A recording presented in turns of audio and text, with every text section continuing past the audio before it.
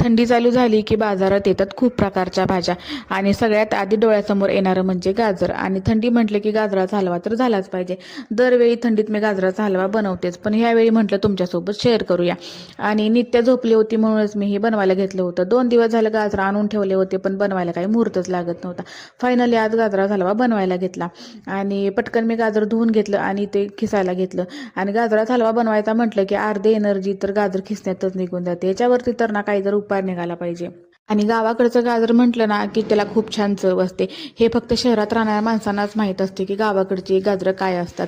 मग इथे मी पटकन गाजर खिसून घेतलं आणि कढई ठेवून दिली. तशी मी कढई मोठी वापरली होती, कारण परत आपण गाजराचा हलवा छान येतो. मग कढईमध्ये ना 2 चमचे तूप घातलं होतं आणि त्याच्यामध्ये खिसलेलं गाजर टाकून दिलं. लाडोबा इथे झोपला होता म्हणूनच मी गाजराचा हलवा बनवायला घेतला होता. तुम्ही बनवला की नाही अजून गाजराचा हलवा? तसं तर सगळ्यात आवडता गोड पदार्थ म्हणजे माझा गाजराचा हलवा. ऑल टाईम माझा फेवरेट आहे. आणि हलवा म्हटलं की तूप तर भरपूर वापरावं लागतं. इथे मी थोडं आणखी तूप घालून घेतलं आणि मस्त असा तुपामध्ये छान गाजराचा हलवा परतून घेतला. आम्ही थोडे काजू सुद्धा वापरले होते.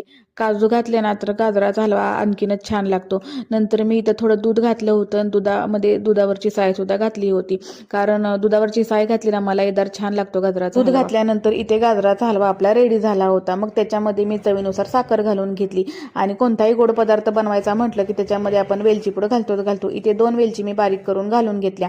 आणि गाजराचा हलवा जितका दिसायला छान दिसत होता ना त्याच्यापेक्षा टेस्ट खूप छान झाली होती. आणि मला ना सिंपलच असा खायला आवडतो. त्याच्यामध्ये कोण कोण खवा सुद्धा वापरतात. मन एकदम तृप्त झालं खाऊन.